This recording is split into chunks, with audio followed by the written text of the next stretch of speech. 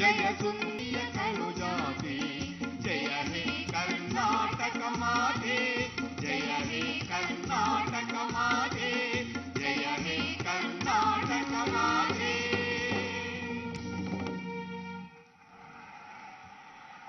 Singing in praise of Karunada Mate, the proud daughter of Bharat Mata, penned by literary colossus Kuvempu. Kikkeri Krishnamurthy, Padmini Oak, Surekha ಮತ್ತು ತಂಡದವರಿಗೆ ನಾಡಗೀತೆಗಾಗಿ ನಮ್ಮ ಧನ್ಯವಾದಗಳು. ಇನ್ನೀಗ ಮಾನನೀಯ ಪ್ರಧಾನ ಮಂತ್ರಿಗಳಿಗೆ ಗೌರವದ ಸ್ವಾಗತವನ್ನ ಕೋರುವಂತಹ ಸಮಯ. Well, ladies and gentlemen, on behalf of the entire citizen fraternity of Karnataka, we request the Honorable Chief Minister, Shri Basavaraj Bommai, to kindly welcome and felicitate the Honorable Prime Minister of India, Shri Narendra Modi ji. ಬಂಧುಗಳೇ, ಸನ್ಮಾನ್ಯ ಪ್ರಧಾನಮಂತ್ರಿಗಳು ನಮಗಾಗಿ ಆಗಮಿಸಿದ್ದಾರೆ. ನಿಮ್ಮ ಜೋರಾದ ಕರ್ತಾಡನೊಂದಿಗೆ ಅವರಿಗೆ ಇದೀಗ ಪೌರ ಸನ್ಮಾನ್ಯ ಮುಖ್ಯಮಂತ್ರಿಗಳಾದ ಶ್ರೀ ಬಸವರಾಜ ಬೊಮ್ಮಾಯಿ ಅವರಿಂದ.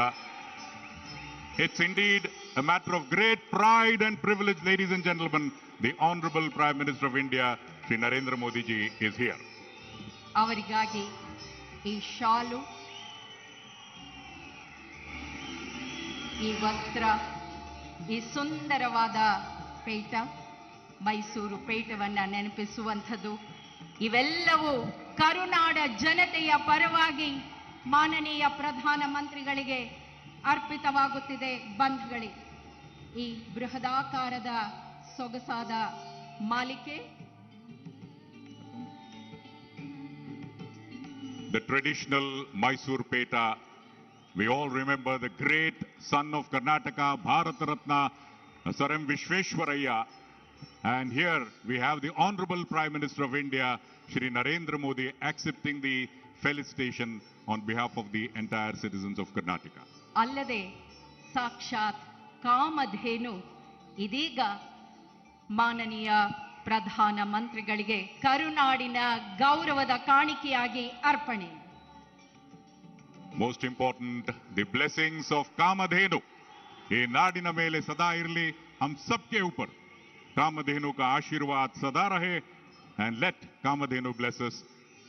Thank you very much, Honorable Prime Minister, for accepting the felicitation from the citizens of Karnataka. Dhanyavad, sir. Thank you very much. ನಂದಿನಿಯನ್ನ ಕೊಡುಗೆಯಾಗಿ ನೀಡಿದ್ದೇವೆ. ಒಪ್ಪಿಸಿಕೊಂಡಂತಹ ಮಾನನೀಯ ಪ್ರಧಾನಮಂತ್ರಿಗಳಿಗೆ ಮತ್ತೊಮ್ಮೆ ನಮ್ಮ ಹೃತ್ಪೂರ್ವಕ ಧನ್ಯವಾದಗಳು. ಇನ್ನೀಗ ನಿಮ್ಮೆಲ್ಲರನ್ನು ಸ್ವಾಗತಿಸುವ ಸಮಯ. ಇದಕ್ಕಾಗಿ ಸ್ವಾಗತದ ನುಡಿಗಳು. We request the Honorable Union Minister for Parliamentary Affairs, Coal and Mines, Shri Prahalad Joshi, for the welcome address. ಬಂಧುಗಳೇ, ಸ್ವಾಗತಿಸಿ ಗೌರವಾನ್ವಿತ ಕೇಂದ್ರ ಸಚಿವರಾದ ಶ್ರೀ ಪ್ರಹ್ಲಾದ್ ಜೋಶಿ. बोलो भारत माता की. ನೆಚ್ಚಿನ ಪ್ರಧಾನಮಂತ್ರಿ ಶ್ರೀ ನರೇಂದ್ರ ಮೋದಿ ಅವರಿಗೆ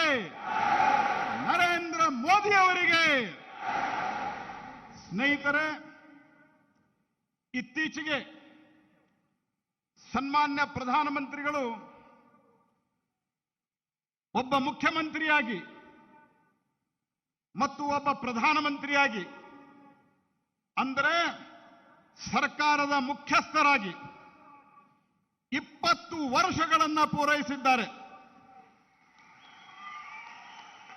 20 ವರ್ಷ ಪೂರೈಸಿದ ಈ ಸಂದರ್ಭದಲ್ಲಿ ಅವರು ಕರ್ನಾಟಕಕ್ಕೆ ಆಗಮಿಸಿದ್ದಾರೆ. 8 ವರ್ಷಗಳ ಹಿಂದೆ ಮೇ ತಿಂಗಳಲ್ಲಿ ನಾವೆಲ್ಲರೂ ಸೇರಿ ಸನ್ಮಾನ್ಯ ನರೇಂದ್ರ ಮೋದಿ ಅವರನ್ನ ನಮ್ಮ ಪಾರ್ಲಿಮೆಂಟರಿ ಪಾರ್ಟಿಯ ನಾಯಕನನ್ನಾಗಿ ಆರಿಸಿದ್ವಿ. ಆ ಐತಿಹಾಸಿಕ ಸೆಂಟ್ರಲ್ ಹಾಲ್ದಲ್ಲಿ, ಕೇಂದ್ರೀಯ ಹಾಲ್ದಲ್ಲಿ ಸನ್ಮಾನ್ಯ ಪ್ರಧಾನಮಂತ್ರಿಗಳು ಮೊದಲನೆಯ ಬಾರಿಗೆ ಒಬ್ಬ ಎಂಪಿ ಆಗಿ ಆ ಪ್ರಜಾಪ್ರಭುತ್ವದ ಗುಡಿಗೆ ನಮಸ್ಕರಿಸಿ ಒಳಗೆ ಬಂದು ಒಂದು ಮಾತನ್ನ ಹೇಳಿದ್ರು. ಆ ಮಾತೇನು ಅಂತಂದ್ರೆ, ಹಿಂದಿಯಲ್ಲಿ ಆ ಮಾತನ್ನು ಹೇಳಿದ್ರು, ಮೇರಿ ಸರ್ಕಾರ ಗರೀಬೋ ಕೆ ಲಿಯೆ ಸಮರ್ಪಿತ ಸರ್ಕಾರ, ನನ್ನ ಸರ್ಕಾರ ಬಡವರಿಗೆ ಸಮರ್ಪಿತವಾದಂತಹ ಸರ್ಕಾರ ಆಗಲಿದೆ ಅನ್ನುವಂತಹ ಮಾತನ್ನು ಹೇಳಿದ್ರು. 8 ವರ್ಷಗಳಲ್ಲಿ ಹಲವು ಈ ರೀತಿಯ ಯೋಜನೆಗಳನ್ನು ಕೊಟ್ಟರು.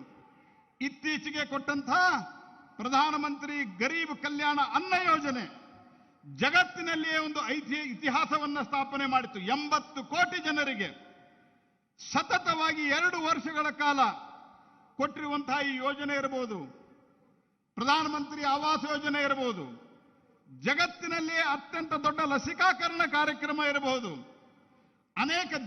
ಜಗತ್ತಿನ ಅನೇಕ ದೇಶಗಳಲ್ಲಿ ಲಸಿಕೆ ಹಾಕಿಸಿಕೊಳ್ಳುವುದು, ಮಾಸ್ಕ್ ಹಾಕಿಕೊಳ್ಳುವುದರ ಬಗ್ಗೆ ಜಗಳ, ಹೋರಾಟಗಳು, ಸ್ಟ್ರೈಕ್ಗಳದು. ಆದರೆ ಭಾರತದಲ್ಲಿ ಮೋದಿಯವರ ನೇತೃತ್ವದಲ್ಲಿ 210 ಕೋಟಿಗಿಂತ ಹೆಚ್ಚು ಲಸಿಕಾಕರಣ ಮತ್ತು 80 ಕೋಟಿ ಜನರಿಗೆ ಅತ್ಯಂತ ಫ್ರೀ ಆಗಿ ಕೊಟ್ಟಿರುವಂತಹ ಈ ಒಂದು ಅನ್ನ ಯೋಜನೆ, ಈ ತರದ ಅನೇಕ ಯೋಜನೆಗಳು, ಗರೀಬ್ ಕಲ್ಯಾಣ ಯೋಜನೆಯಿಂದ ಹಿಡ್ಕೊಂಡು ಪ್ರಧಾನಮಂತ್ರಿ ಆವಾಸ್ ಯೋಜನೆ, ಪ್ರಧಾನಮಂತ್ರಿ ಆವಾಸ ಯೋಜನೆಯ ಜೊತೆಗೆ ಉಜ್ವಲ ಯೋಜನೆ ಜೊತೆಗೆ ಉಜಾಲಾ ಯೋಜನೆ. ನಾನು ಎಷ್ಟು ಯೋಜನೆಗಳನ್ನು ಹೇಳಿ, ನಾನು ಇಷ್ಟು ಮಾತ್ರ ಈ ಸಂದರ್ಭದಲ್ಲಿ ನಿಮಗೆ ಹೇಳಲಿಕ್ಕೆ ಬಯಸ್ತೇನೆ.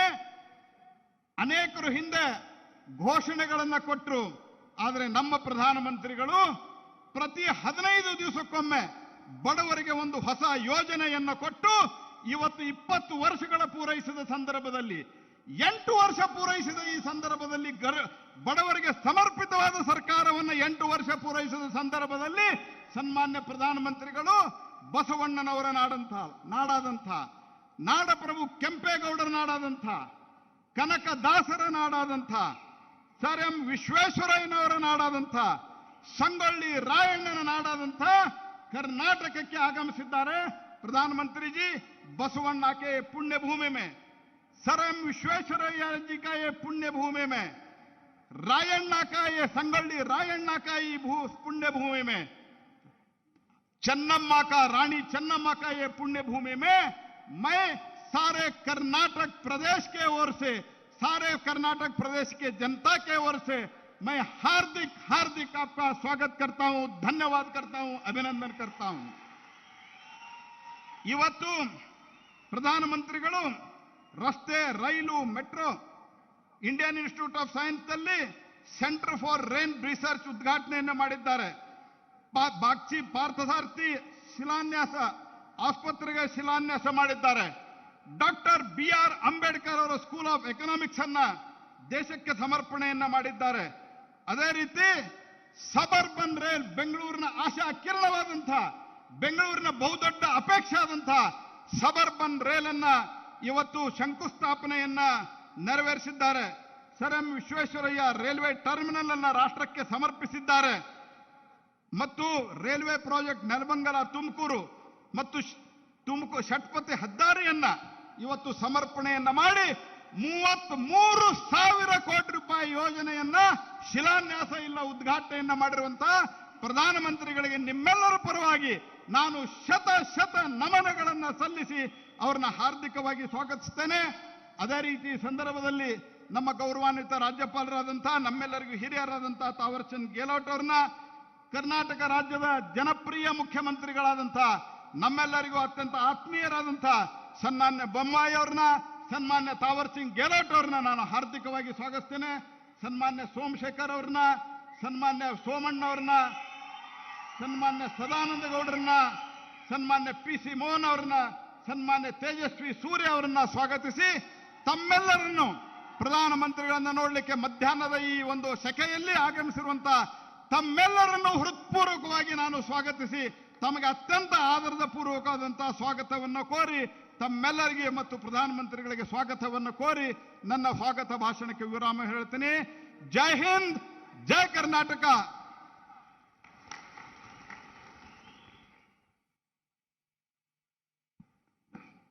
ಈ ಐತಿಹಾಸಿಕ ಸಮಾರಂಭಕ್ಕೆ ತಮ್ಮೆಲ್ಲರನ್ನ ಆದರದಿಂದ ಸ್ವಾಗತ ನುಡಿಗಳ ಮುಖೇನ ಬರಮಾಡಿಕೊಂಡಿದ್ದಾರೆ ಮಾನನೀಯ ಕೇಂದ್ರ ಸಚಿವರಾದ ಶ್ರೀ ಪ್ರಹ್ಲಾದ್ ಜೋಶಿ ಅವರು. ಅವರಿಗೆ ಧನ್ಯವಾದಗಳ ಸಮರ್ಪಣೆ. Ladies and gentlemen, under the able leadership of the Honorable Prime Minister Shri Narendra Modi, the Honorable Chief Minister of Karnataka, Shri Basavaraj Bommai, is striving day in and day out for the Nirman of Nava Karnataka for Nava Bharat. We request the Honorable Chief Minister of Karnataka, Shri Basavaraj Bommai, to address all of us. ಸ್ವಾಗತಿಸೋಣ ಸನ್ಮಾನ್ಯ ಮುಖ್ಯಮಂತ್ರಿಗಳು ಶ್ರೀ ಬಸವರಾಜ ಬೊಮ್ಮಾಯಿ ಅವರನ್ನು.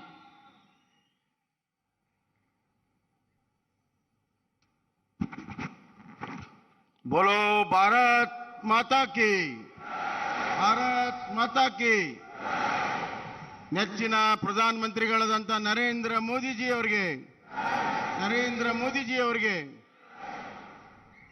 ಎಲ್ಲ ಆತ್ಮೀಯ ಬಂಧುಗಳೇ, ಇವತ್ತು ಸುಮಾರು 33,000 ಕೋಟಿ ರೂಪಾಯಿಯ ಅಭಿವೃದ್ಧಿಯ ಯೋಜನೆಗೆ ಉದ್ಘಾಟನೆ ಶಿಲಾನ್ಯಾಸ ಬಂದಿರುವಂಥ ನಮ್ಮೆಲ್ಲರ ನೆಚ್ಚಿನ ನಾಯಕರು, ಭಾರತ ಕಂಡ ಅತ್ಯಂತ ಶ್ರೇಷ್ಠ ದಕ್ಷ ಪ್ರಧಾನಮಂತ್ರಿಗಳಾದಂಥ ನರೇಂದ್ರ ಮೋದಿಜಿಯವರೇ, ಕೇಂದ್ರ ಸಚಿವರು, ಆತ್ಮೀಯರು, ಕರ್ನಾಟಕವನ್ನು ಅತ್ಯಂತ ಸಮರ್ಥವಾಗಿ ಪ್ರತಿನಿಧಿಸುವಂಥ ಸನ್ಮಾನ್ಯ ಶ್ರೀ ಪ್ರಹ್ಲಾದ್ ಜೋಶಿಜಿಯವರೇ, ಗಂತವತ್ತ ರಾಜ್ಯಪಾಲರಾದಂಥ ತೇವರ್ಚಂದ್ ಗೆಹ್ಲೋಟ್ ಅವರೇ, ಹಾಗೂ ನಮ್ಮ ಸಚಿವ ಸಂಪುಟದ ಸಹೋದರಿಗಳಾದಂಥ ವಿ ಸೋಮಣ್ಣವರೇ, ಸೋಮಶೇಖರ್ ಅವರೇ, ಹಾಗೂ ನಮ್ಮ ಹಿರಿಯರು, ಮಾರ್ಗದರ್ಶಕರು, ಹಿಂದಿನ ಮುಖ್ಯಮಂತ್ರಿಗಳಾದಂಥ ಸದಾನಂದ ಗೌಡಜಿ ಅವರೇ,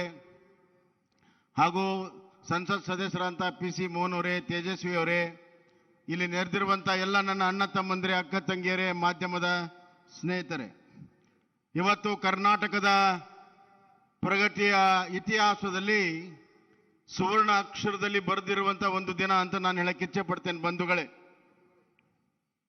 ಇವತ್ತು 33,000 ಕೋಟಿ ರೂಪಾಯಿಯ ಈ ಯೋಜನೆ ಸಂಪೂರ್ಣವಾದಾಗ ನಮ್ಮ ಕರ್ನಾಟಕದ GDP 2% ತನ್ನಿಂದ ತಾನೇ ಹೆಚ್ಚಾಗ್ತದೆ.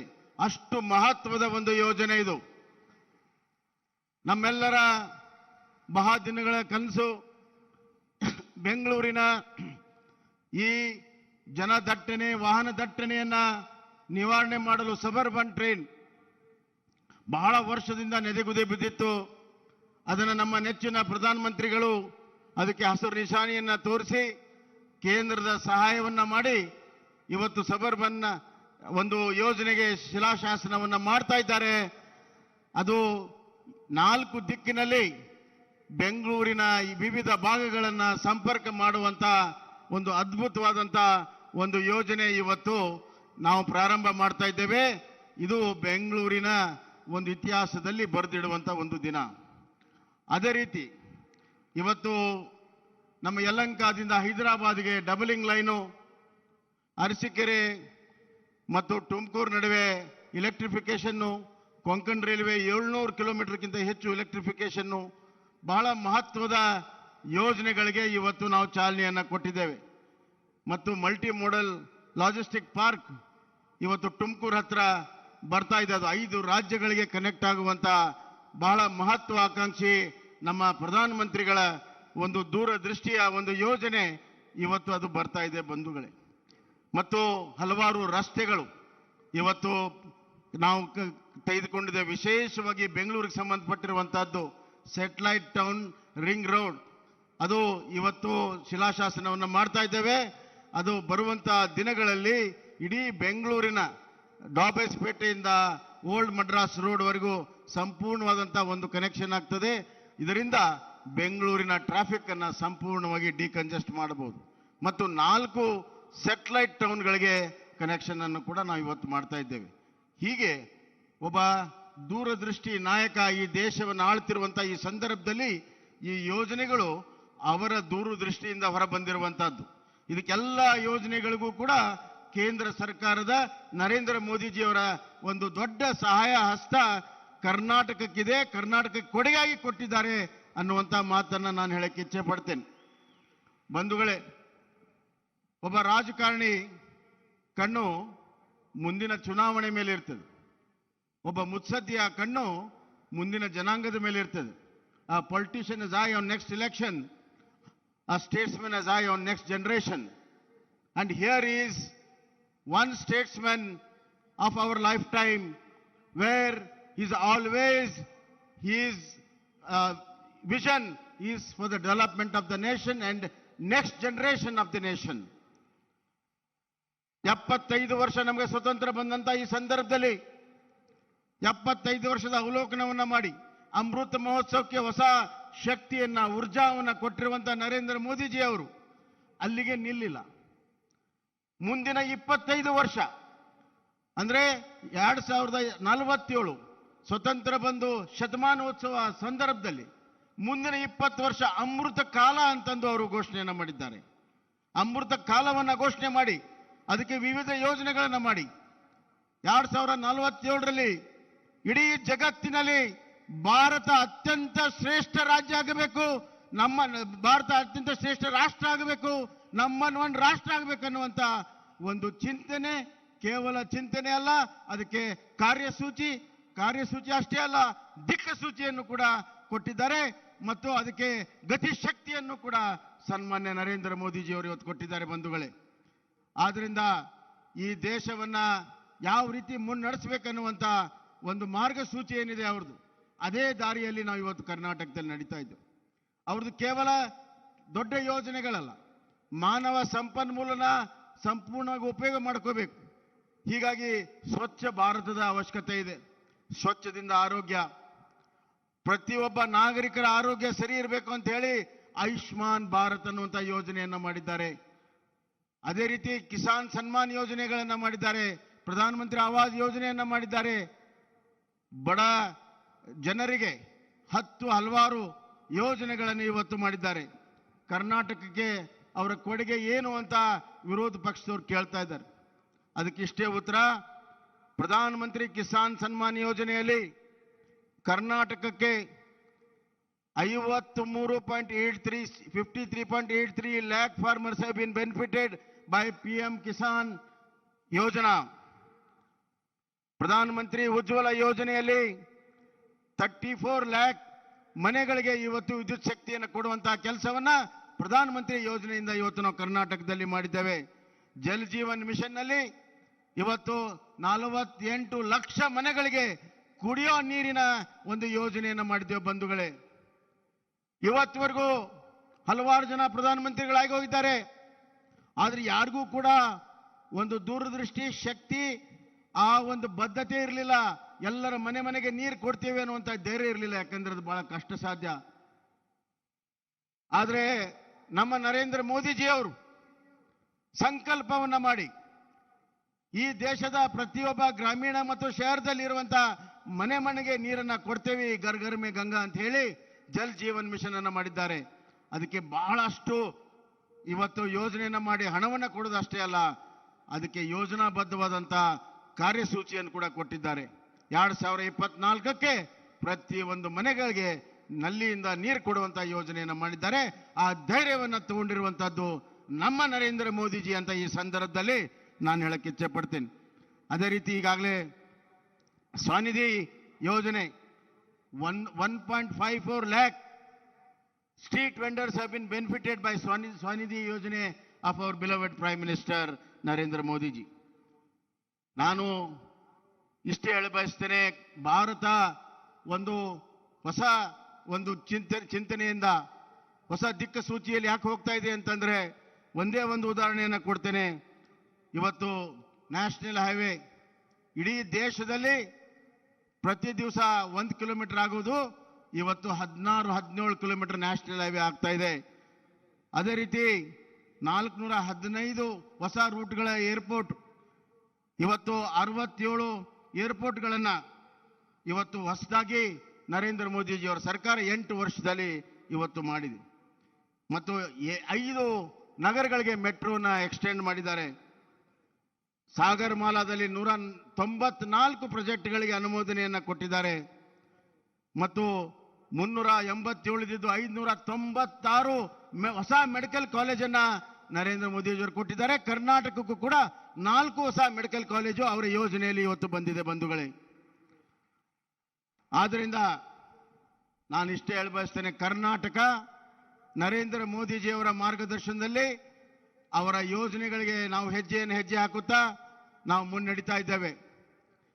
ನನ್ನ ಆಸೆ ಇಷ್ಟೇ, ಪ್ರಧಾನಮಂತ್ರಿಗಳ ಕನಸಿದೆ, $5 ಟ್ರಿಲಿಯನ್ ಎಕಾನಮಿ ಆಗಬೇಕು ನಮ್ಮ ದೇಶದ್ದು ಅಂತ.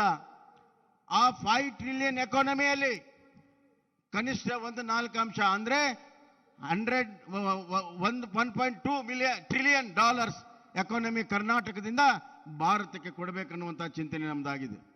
ಕರ್ನಾಟಕ ಅತ್ಯಂತ ಪ್ರಗತಿಪರ ಇರುವಂತಹ ರಾಜ್ಯ. ಅಗ್ರಿಕಲ್ಚರಲ್ಲಿ, ಮ್ಯಾನುಫ್ಯಾಕ್ಚರಿಂಗ್ನಲ್ಲಿ, ಟೆಕ್ನಾಲಜಿಯಲ್ಲಿ ಕಳೆದ ಒಂದು ವರ್ಷ 4 ಕ್ವಾರ್ಟರಲ್ಲಿ ಹೈಯೆಸ್ಟ್ FDI ಕರ್ನಾಟಕದಲ್ಲಿ ಬಂದಿದೆ. ಹೈಯೆಸ್ಟ್ ಅಗ್ರಿಕಲ್ಚರ್ ಔಟ್ಪುಟ್ ಇವತ್ತು ಕರ್ನಾಟಕದಲ್ಲಿ ಆಗ್ತಾ ಇದೆ. ಇವತ್ತು ಸ್ಟೇಟ್ ಹೈವೇಗಳು, 5 ಹೊಸ ಏರ್ಪೋರ್ಟ್ಗಳು, 3 ಬಂದರುಗಳು, ಇವೆಲ್ಲವನ್ನು ಕೂಡ ನಾವು ಮಾಡ್ತಾ ಇದ್ದೇವೆ. ರೈತರ ಮಕ್ಕಳಿಗೆ ವಿದ್ಯಾನಿಧಿಯನ್ನು ಕೊಡ್ತಾ ಇದ್ದೇವೆ.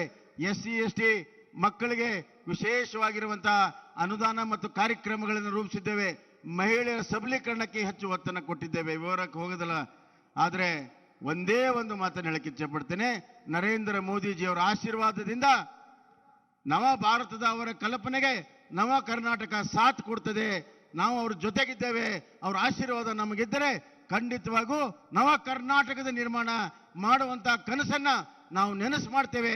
ನಿಮ್ಮೆಲ್ಲರ ಒಂದು ಸಹಕಾರ, ಆಶೀರ್ವಾದ ಇರಲಿ. ನಿಮ್ಮ ಆಶೀರ್ವಾದದಲ್ಲಿ ದೊಡ್ಡ ಶಕ್ತಿ ಇದೆ. ಆ ಆಶೀರ್ವಾದ ಮುಖಾಂತರ ಆ ಕನಸನ್ನ ನೆನಸು ಮಾಡ್ತೇವೆ. ಅದಕ್ಕಾಗಿ ಭಾರತ ಜನನಿಯ ತನುಜಾತೆ ಜಯ ಹೇ ಕರ್ನಾಟಕ ಮಾತೆ ಅಕ್ಷರ ಸಹ ನಾವು ಅದನ್ನ ರೂಪಿಸಿ ತೋರಿಸ್ತೇವೆ ಅನ್ನುವಂಥ ಮಾತನ್ನ ಈ ಸಂದರ್ಭದಾಗ ಹೇಳಿ ತಮ್ಮೆಲ್ಲರೂ ಕೂಡ ವಂದಿಸಿ ನನ್ನ ಮಾತನ್ನು ಮುಗಿಸ್ತೇನೆ. ಬೋಲೋ ಭಾರತ್ ಮಾತಾ ಕಿ, ಭಾರತ್ ಮಾತಾ ಕಿ. ಧನ್ಯವಾದ.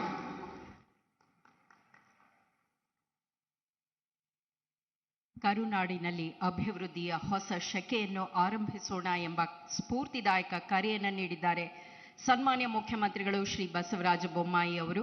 ನಿಮ್ಮೆಲ್ಲರ ಪರವಾಗಿ ಅವರಿಗೆ ಗೌರವದ ವಂದನೆಗಳನ್ನು ಅರ್ಪಿಸಿದ್ದೇವೆ. Thank you so much sir. ಬಂಧುಗಳೇ, now the most important moment is dedication of the various projects for the overall growth of Karnataka. It's indeed our privilege and pleasure to request the Honorable Prime Minister of India, Shri Narendra Modi ji, for the unveiling of plaque to mark the dedication to the nation of the various projects. First we have Sir M. Vishweshwaraya, Railway Terminal, Bengaluru. Sir M. Vishweshwaraya, Railway Terminal, Bengaluru, rupees 314 crores. Centrally air-conditioned terminal, a first in South India. Decongest KSR Bengaluru and Yeshwantpur terminals and enable starting of new trains. That's the hallmark of this project. And now, the next inauguration is the doubling of Yelahanka, Penukonda and Arsikere Tumkur railway lines by the Honorable Prime Minister. Yelahanka Penukonda double line of 120.53 kilometers and double line of 96 kilometers of Arsikere and Tumkuru railway line. Next, 100% electrification of Konkan Railway. As we are all aware, 1,287 crores. 70% savings in fuel expenditure and reduction in pollution is the 100% electrification of Konkan Railway. ಶೇಕಡ 100ರಷ್ಟು ವಿದ್ಯುದೀಕರಣ. ಈ ಎಲ್ಲ ಹೊಸ ಯೋಜನೆಗೆ ಚಾಲನೆ ದಕ್ಕಿದೆ. ಇನ್ನೀಗ ladies and gentlemen, flagging off trains via video link from Tumakuru, Arsikere, Yelahanka, Ratnagiri, Madgaon and Udupi. This is a very important thing, connecting India, the various places starting from Tumkuru, Arsikere, Yelahanka, Ratnagiri, Madgaon and Udupi. And the audience in the 6 places are all waiting for the Honorable Prime Minister to flag off. ಹಸಿರು ನಿಶಾನೆ ತೋರುತ್ತಿದ್ದಾರೆ ಮಾನನೀಯ ಪ್ರಧಾನ ಮಂತ್ರಿಗಳು ಶ್ರೀ ನರೇಂದ್ರ ಮೋದಿಜಿ ಅವರು.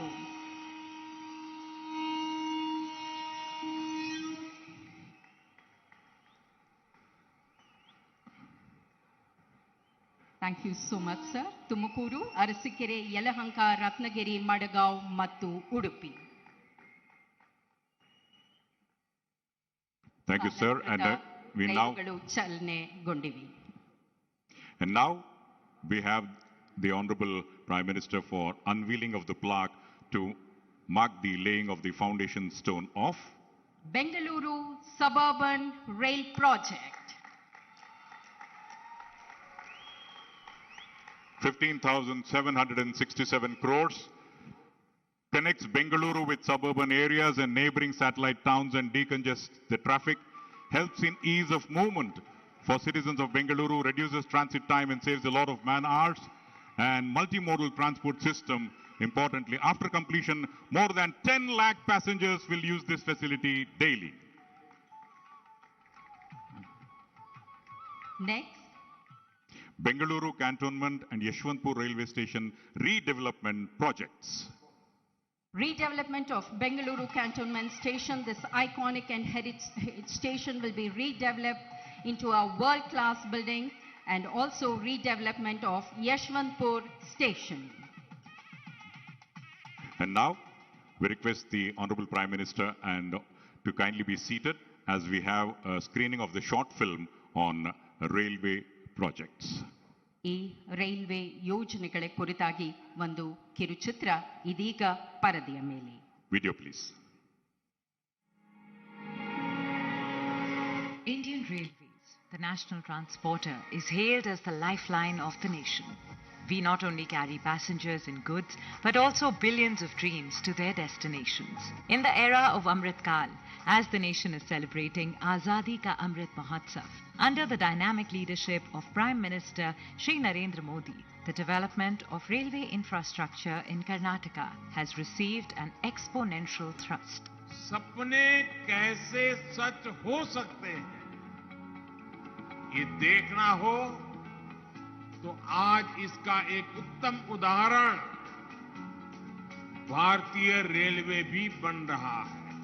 Various new lines, doubling and electrification projects worth rupees 34,000 crores have been sanctioned and are in progress, known as the Silicon Valley and Startup Capital of India. Bengaluru is one of the fastest growing metropolitan cities of the world, mapping the requirement of the next 50 years to augment the capacity of the existing KSR, Bengaluru and Yeshwantpur junctions. A modern world-class terminal has been constructed. This airport-like centrally air-conditioned station, named after the eminent statesman, engineer nation builder, Bharat Ratna, Sir M. Visvesvaraya, is a harmonious blend of practical convenience and aesthetics.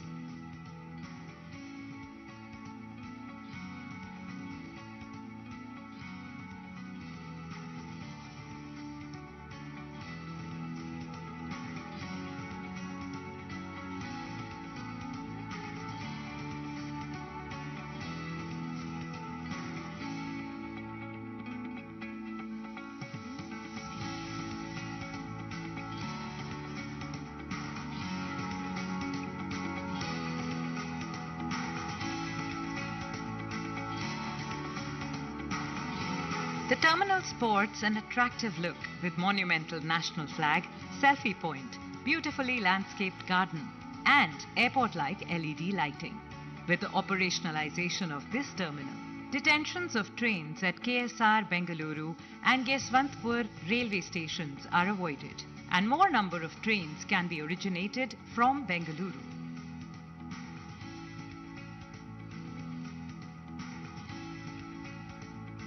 The doubling between Tumakuru and Arsikere has enhanced section capacity and will enable running of more number of passenger trains. Tumakuru hosts India's first mega food park and is an upcoming smart city. The doubling between Yelahanka, Penukonda link connecting Bengaluru and Sikandrabad. This has helped in maintaining the punctuality of commuter train services during peak hours and improved the mobility of goods trains. This will enable running of more number of MEMU train services, which will benefit daily office-going public, students, farmers, traders, commuting between Penukonda to Bengaluru. To meet the needs of the future, redevelopment of Bengaluru Cantonment, one of the oldest railway stations in the city, and Yeshwantpur Station, a major junction station, are being undertaken. The stations will be redeveloped into airport-like world-class, Divyang-friendly green buildings with state-of-the-art modern features enabling seamless multimodal integration. Marching on the fast track towards the mission of net zero carbon emission, Konkan Railway has accomplished the 100% electrification.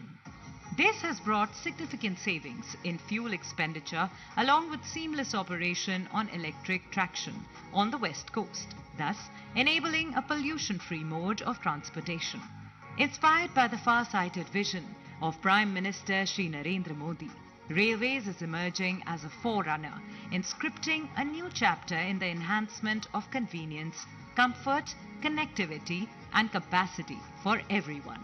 Indian Railways is on the fast track to impart Gati for the Pragati of Bharat. Bharatiya Railway, Namma Jeevanadi. That was a short film on all railway projects. And now, Bengaluru Ring Road in two different areas is now being converted into a 4-lane. We request the Honorable Prime Minister to dedicate this to the nation, the Bengaluru Ring Road in two different packages. Bengaluru Ring Road, 2 packages. Foundation stone is being laid for this.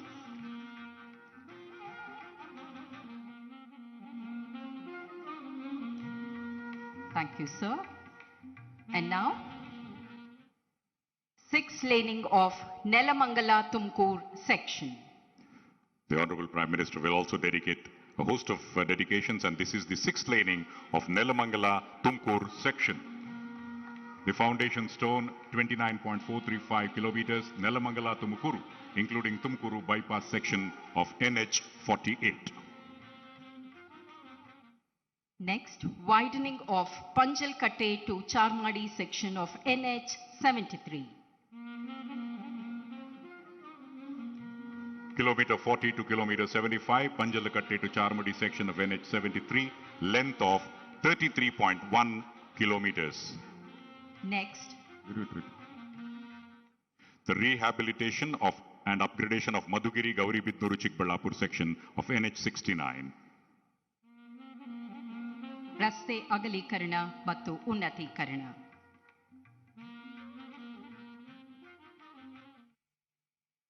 Next, ladies and gentlemen, multi-modal logistics park and external trunk connectivity to multi-modal logistics park in Bengaluru.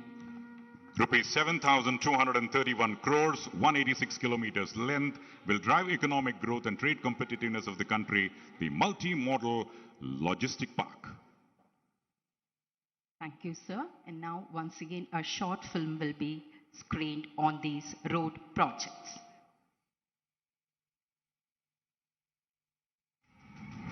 India has seen unprecedented progress in all spheres in the last 8 years.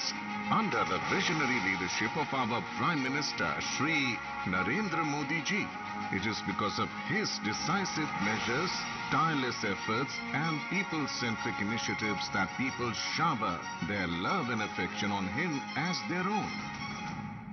आज भारत आधुनिक infrastructure के निर्माण के लिए ज्यादा से ज्यादा investment करने के लिए प्रतिबद्ध है, तो वही आज का भारत हर वो कदम भी उठा रहा है जिससे प्रोजेक्ट्स में देरी ना हो, रुकावटें ना आए, कम समय पर पूरा हो. Modern and future-ready connectivity is being ensured across the country, and Karnataka has emerged as an equal partner in this growth journey.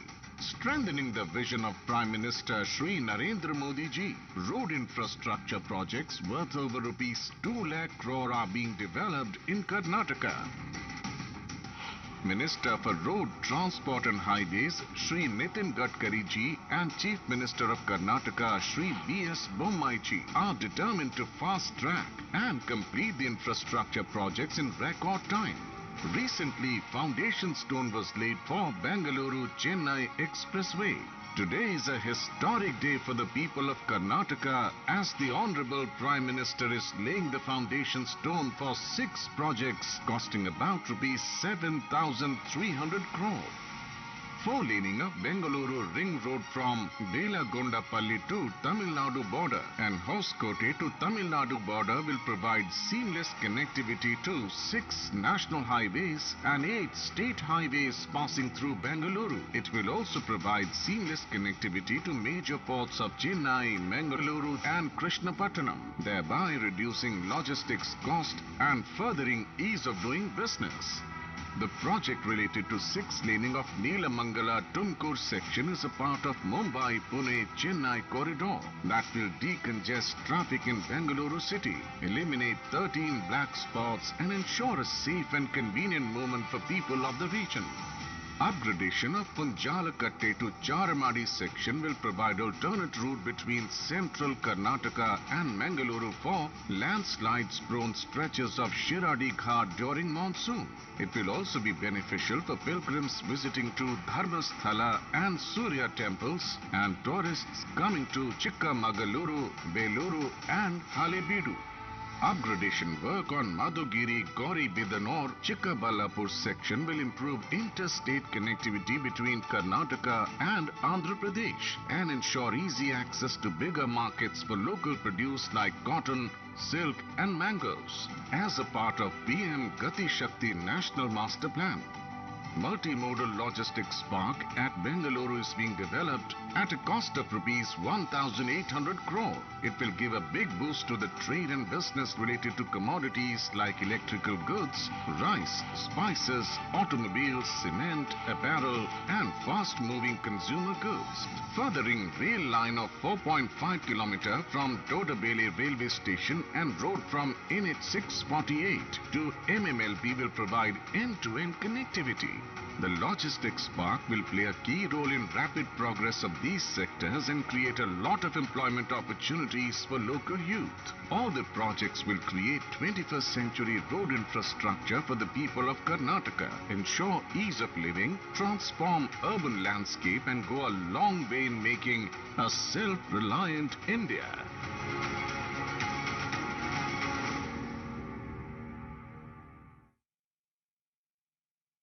Indeed, Navabharat there, the heralding of a new era. Bengaluru ಉಪನಗರ ರೈಲು ಯೋಜನೆ, Bengaluru suburban rail project 15,767 ಕೋಟಿ ರೂಪಾಯಿಗಳ ವೆಚ್ಚ, 148 ಕಿಲೋಮೀಟರ್ಗಳ ಉದ್ದ. ಇದನ್ನ ಸಂಭ್ರಮಿಸುವ ಸಲುವಾಗಿ ಅಂಚೆ ಇಲಾಖೆ ಒಂದು ಅಂಚೆ ಲಕೋಟೆಯನ್ನ ಹೊರತಂದಿದೆ. And now it's time for the release of postal cover on Bengaluru Suburban Rail Project. We request the Honorable Pradhan Mantri Ji for the release of the postal cover by digital means in Bengaluru Suburban Rail Project, followed by a video.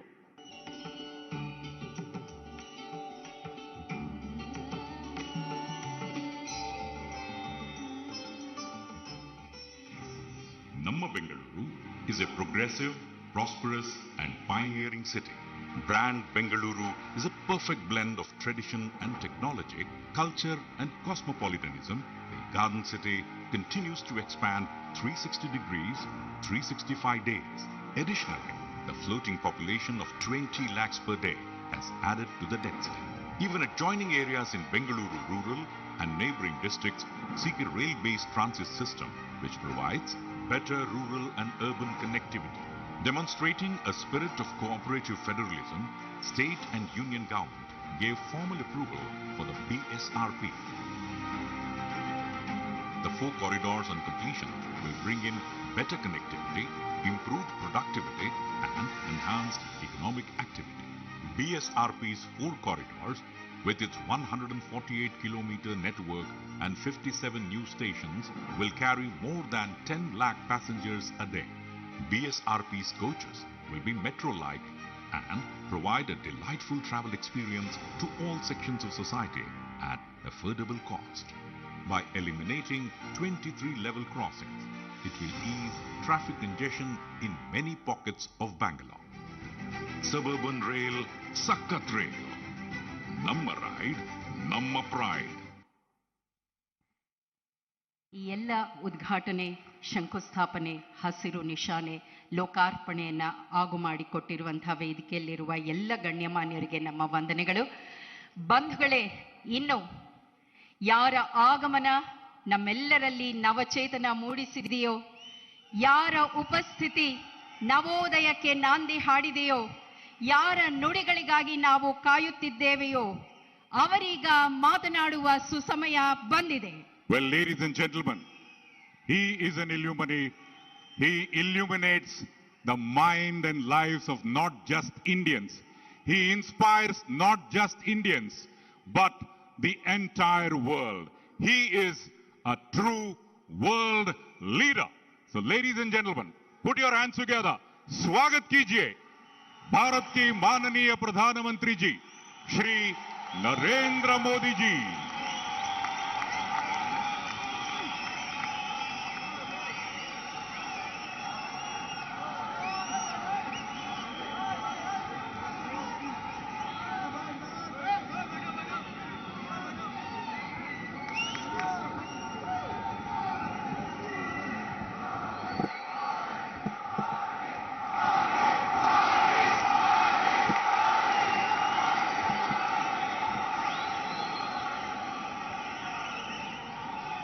ಕರುನಾಡ ಜನತೆಗೆ ನನ್ನ ಪ್ರೀತಿಯ ನಮಸ್ಕಾರಗಳು.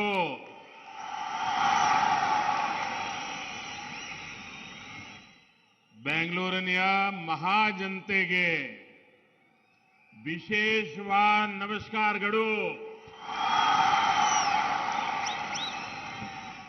ಕರ್ನಾಟಕ ರಾಜ್ಯಪಥ ಪಾಲಿಗೆ ಇಂದು ಮಹತ್ವದ ದಿನವಾಗಿದೆ. ರಾಜ್ಯದಲ್ಲಿ ಹಲವಾರು ಮೂಲಭೂತ ಸೌಕರ್ಯ ಕಲ್ಪಿಸುವ ಯೋಜನೆಗಳನ್ನು ಜಾರಿಗೊಳಿಸಲು ನನಗೆ ಬಹಳ ಸಂತೋಷವಾಗುತ್ತದೆ.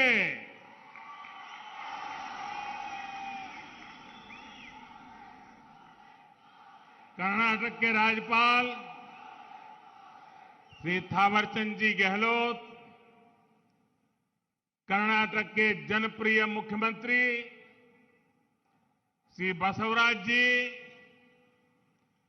केंद्रीय मंत्रिपरिषद के मेरे सहयोगी प्रहलाद जोशी जी, कर्नाटका सरकार के मंत्रीगण, सांसद और विधायकगण, बेंगलुरु के मेरे सभी भाइयों और बहनों, नमस्कार. डबल इंजन सरकार ने कर्नाटका के तेज विकास का जो भरोसा आपको दिया है, उस भरोसे के आज हम सभी एक बार फिर साक्षी बन रहे हैं. आज 27,000 करोड़ रुपए से अधिक के प्रोजेक्ट का लोकार्पण और शिलान्यास हो रहा है. ये project higher education, research, skill development, health, connectivity ऐसे कई आयामों के साथ आपकी सेवा के लिए तैयार हो रहे हैं. यानी ये प्रोजेक्ट ईज ऑफ लिविंग और ईज ऑफ डूइंग बिजनेस दोनों को बल देने वाले हैं. भाइयों और बहनों, यहां आने से पहले मैं इंडियन इंस्टीट्यूट ऑफ साइंस और अंबेडकर स्कूल ऑफ इकोनॉमिक्स, उस यूनिवर्सिटी में शिक्षा, रिसर्च और इनोवेशन को बहुत समझने के लिए, उनके उत्साह को अनुभव करने के लिए आज मैं उनके बीच में हूं और नई ऊर्जा लेकर के निकला हूं. मैं इन कार्यक्रमों से जुड़े देश के प्राइवेट सेक्टर की भी भूरी भूरी प्रशंसा करता हूं. अब यहां कनेक्टिविटी से जुड़े उत्सव को आपके साथ, आपके बीच आकर के, और जो उमंग और उत्साह से आप लोग भरे हैं, मैं भी आपके साथ इसको सेलिब्रेट कर रहा हूं।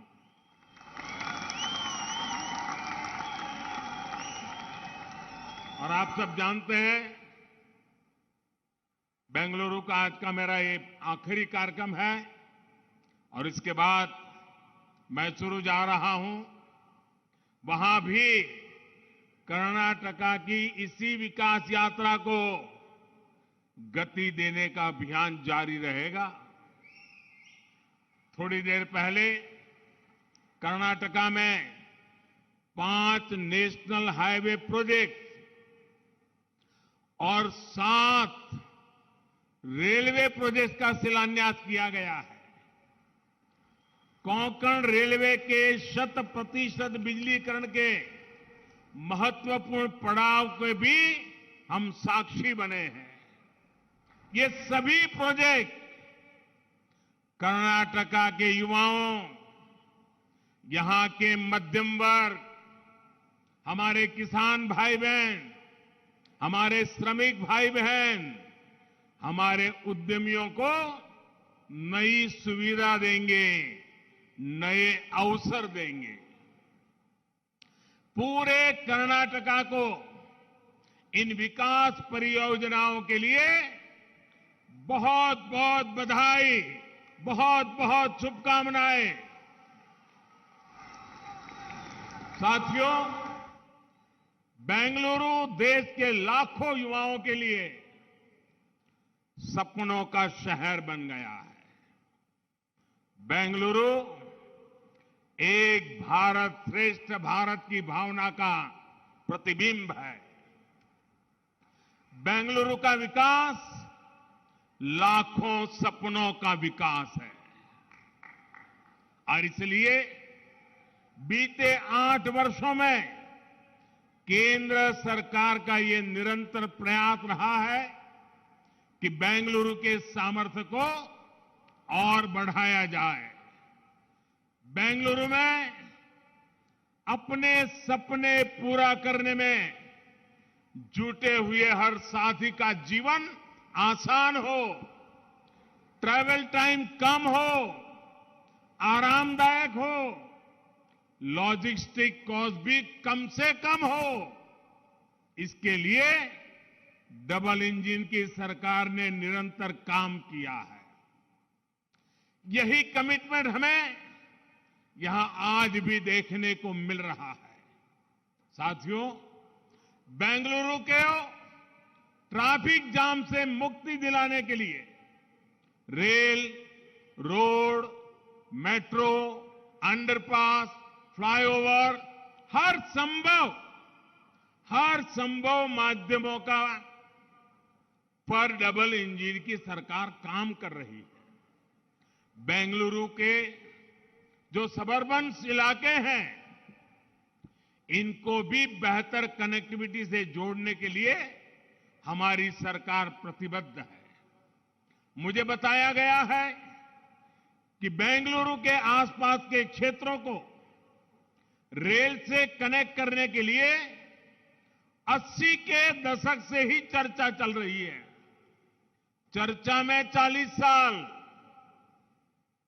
अब बताइए क्या हाल है।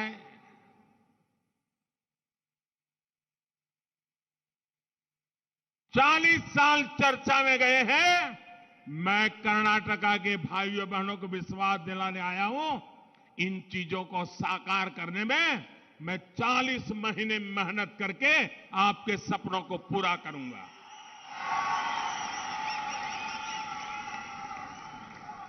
आप जानकर के हैरान हो जाएंगे, 16 साल तक ये प्रोजेक्ट फाइलों में लड़खड़ाते रहे।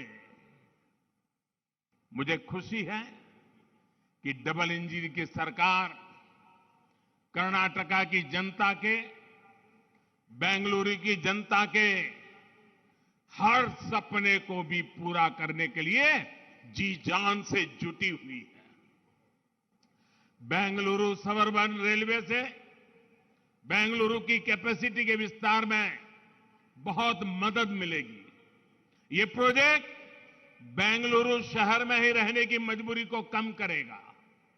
और मैं बताता हूं साथियों, अगर 40 साल पहले जो काम करने चाहिए थे, जो काम 40 साल पहले पूरे होने चाहिए थे, आज मुझे वो काम 40 साल के बाद करने की मेरे नसीब में आया है। अगर 40 साल पहले ये चीजें पूरी हुई होती तो बेंगलुरु पे दबाव न बढ़ता, बेंगलुरु और ताकत के साथ खिल उठता। लेकिन 40 साल ये कम समय नहीं है। लेकिन साथियों, आपने मुझे मौका दिया है, मैं अब समय गंवाना नहीं चाहता हूं, पल पल आपकी सेवा के लिए खपाता रहता हूं। साथियों, आसपास के सैटेलाइट टाउनशिप, सबर्बन और ग्रामीण इलाके जब रेल आधारित रैपिड ट्रांजिट सिस्टम से कनेक्ट हो जाएंगे तो उसका मल्टीप्लायर इफेक्ट होने वाला है। सबर्बन रेलवे की तरह ही बेंगलुरु रिंग रोड भी शहर के कंजेशन को कम करेगा। ये 6 नेशनल हाईवे और 8 स्टेट हाईवे को कनेक्ट करेगा, यानी कर्नाटका के दूसरे हिस्सों में जाने वाली गाड़ियों की बहुत बड़ी संख्या को बेंगलुरु शहर में एंट्री की जरूरत ही नहीं पड़ेगी। आप भी जानते हैं कि नीलमंगला से तुमकुरू के बीच का जो ये नेशनल हाईवे है, इसके इर्द गिर्द ज्यादातर इंडस्ट्रीज है। ट्रैफिक का एक बहुत बड़ा फ्लो इस रास्ते से पर जाता है। इस हाईवे की 6 लेनिंग और तुमकुरू बाईपास से इस पूरे क्षेत्र में ट्रैवल और ट्रांसपोर्ट आसान होगा, इकोनॉमिक एक्टिविटी और बल मिलेगा। धर्मस्थला मंदिर, सूर्य मंदिर और जॉग फॉल्स जैसे आस्था और पर्यटन के अहम केंद्रों की कनेक्टिविटी को बेहतर करने के लिए जो काम हो रहा है, वो भी टूरिज्म के लिए एक नया अवसर बनकर आने वाला है।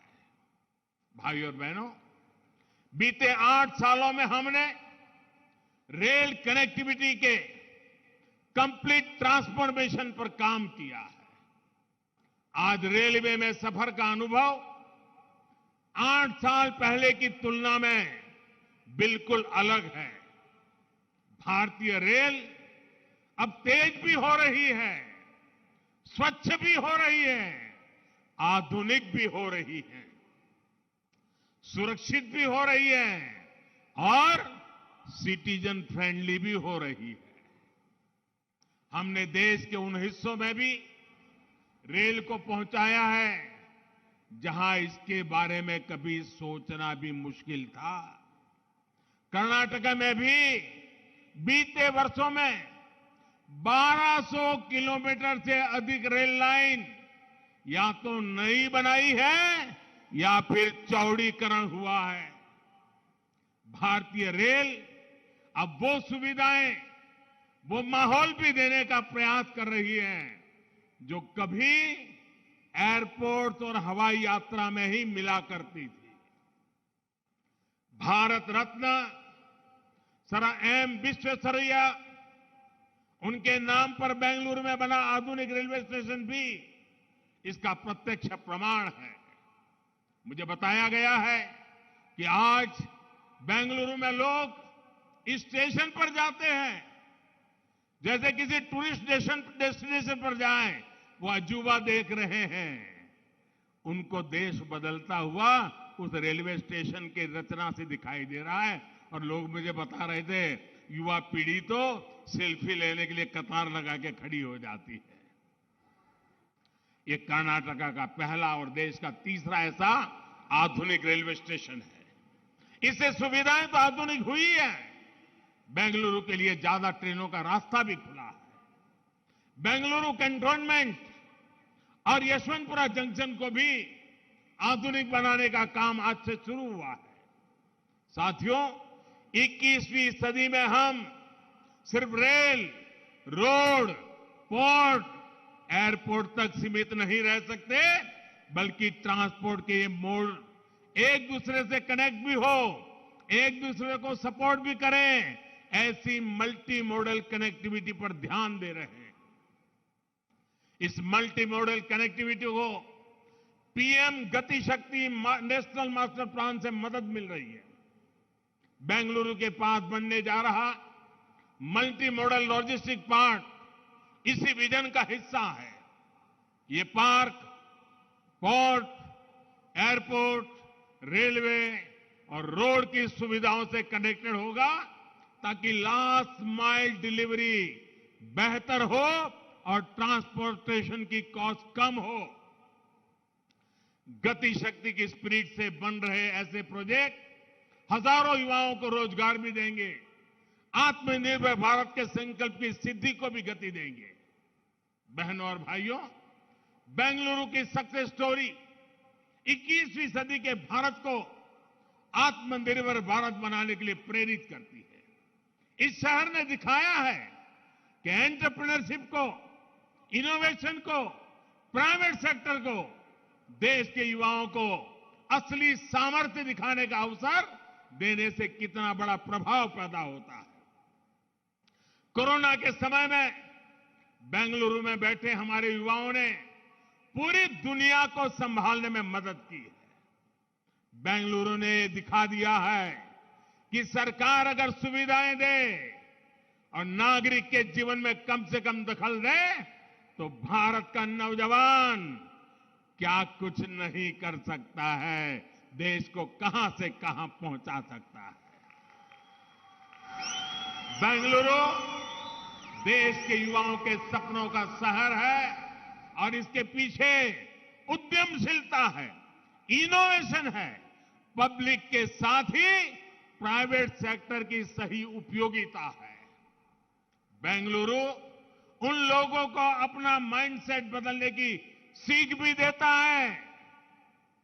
बेंगलुरु की ताकत देखिए, ये उन लोगों को अपना माइंडसेट बदलने की भी सीख देता है जो अभी भी भारत के प्राइवेट सेक्टर को, प्राइवेट एंटरप्राइज को भद्दे शब्दों से उसको संबोधित करते हैं। देश की शक्ति को, करोड़ों लोगों के सामर्थ्य को ये सत्तावादी मानसिकता वाले लोग कमतर आंकते हैं। साथियों, 21वीं सदी का Bharat wealth creators, job creators का है, इनोवेटर्स का है। यही दुनिया के सबसे युवा देश के रूप में भारत की असली ताकत भी है, यही हमारी संपदा भी है। इस ताकत को प्रमोट करने के लिए जो प्रयास बीते 8 सालों में हुए हैं, उनकी चर्चा तो होती ही है, लेकिन बहुत सीमित दायरे में होती है।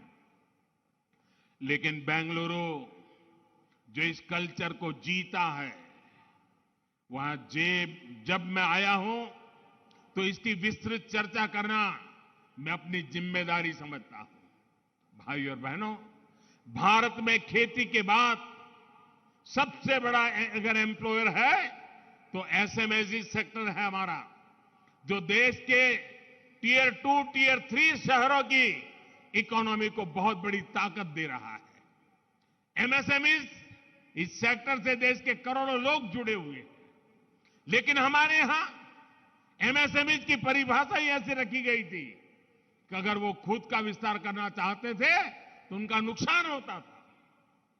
इसलिए वो अपने वेंचर को बड़ा करने के बजाय उसे छोटे उपक्रम की तरफ ले जाते थे। हमने इस परिभाषा को ही बदल दिया ताकि एमएसएमई ग्रोथ की तरफ बढ़े, ज्यादा एम्प्लॉयमेंट बढ़ाएं। छोटे छोटे सरकारी प्रोजेक्ट्स में भी ग्लोबल ट्रेडर्स होने से हमारे एमएसएमई के अवसर बहुत सीमित होते थे। हमने 200 करोड़ रुपए तक के टेंडर में विदेशी इकाइयों की भागीदारी को समाप्त कर दिया। यही तो आत्मनिर्भर भारत के प्रति हमारा आत्मविश्वास है। केंद्र सरकार के सभी विभागों के लिए 25% खरीद एमएसएमई से ही करने का भी निर्देश दिया गया है। यही नहीं, आज गवर्नमेंट ई मार्केट प्लेस के रूप में एमएसएमई के लिए देश के हर सरकारी विभाग, सरकारी कंपनी, डिपार्टमेंट के साथ सीधे ट्रेड करने का आसान माध्यम दिया गया है। जेम पर आज 45 लाख से अधिक सेलर्स अपने प्रोडक्ट और अपनी सर्विस उपलब्ध करा रहे हैं। भाइयों और बहनों, भारत के स्टार्टअप इकोसिस्टम की भी बहुत चर्चा आजकल हो रही है, जिसका बेंगलुरु बहुत बड़ा सेंटर है। बीते 8 सालों में देश ने कितना बड़ा काम किया है, ये तब समझ में आएगा जब हम अतीत के दशकों को देखेंगे। बीते दशकों में देश में कितने बिलियन डॉलर कंपनियां बनी है, आप उंगलियों पर गिन सकते हैं। लेकिन पिछले 8 साल में 100 से अधिक बिलियन डॉलर कंपनियां खड़ी हुई है, जिसमें हर महीने नई कंपनियां जुड़ रही है। 8 साल में बने इन यूनिकॉर्न्स की वैल्यूएशन आज लगभग 150 अरब डॉलर है, यानी कि करीब करीब 12 लाख करोड़ रुपए हैं। देश में स्टार्टअप इकोसिस्टम कैसे बढ़ रहा है, ये बताने के लिए मैं आपको एक और आंकड़ा देता हूं। 2014 के बाद पहले 10,000 स्टार्टअप तक पहुंचने में हमें लगभग 800 दिन लगे थे। मैं दिल्ली में आपने मुझे सेवा करने के लिए बिठाया, उसकी बात करता हूं, उसके बाद की। लेकिन हाल में जो 10,000 स्टार्टअप इस इकोसिस्टम में जुड़े हैं, वो 200 दिन से भी कम ही सब जुड़े हैं। तभी बीते 8 साल में हम कुछ 100 स्टार्टअप के बढ़कर आज 70,000 के पड़ाव को पार कर चुके हैं। भाइयों और बहनों, स्टार्टअप्स और इनोवेशन का रास्ता आराम का, सुविधा का नहीं है। और बीते 8 सालों में देश को इस रास्ते पर तेजी से बढ़ने का रास्ता भी आसान नहीं था, सुविधा का नहीं था। कई फैसले, कई रिफॉर्म तात्कालिक रूप से अप्रिय लग सकते हैं, लेकिन समय के साथ उन रिफॉर्म्स का लाभ आज देश अनुभव करता है। रिफॉर्म का रास्ता ही हमें नए लक्ष्यों, नए संकल्पों की तरफ ले जाता है। हमने स्पेस और डिफेंस जैसे हर उस सेक्टर को युवाओं के लिए खोल दिया है, जिनमें दशकों तक सिर्फ सरकार का एकाधिकार था। आज हम ड्रोन से लेकर एयरक्राफ्ट तक हर कटिंग एज टेक्नोलॉजी में भारत के युवाओं को प्रोत्साहित कर रहे हैं।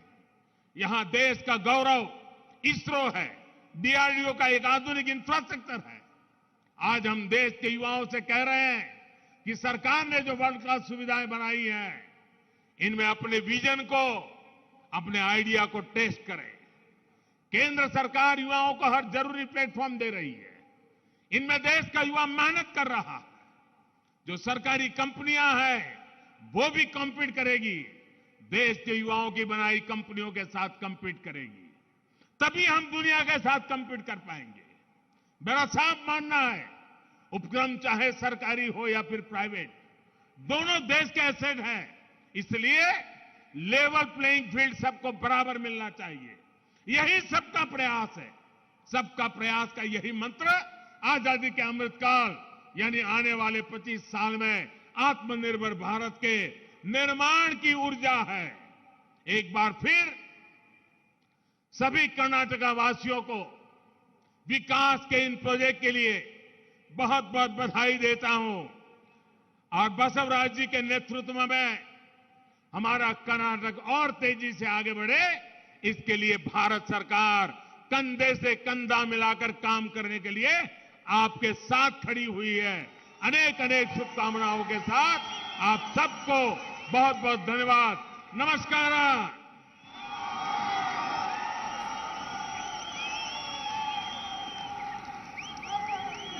For the overall development of Karnataka, the Honorable Prime Minister has assured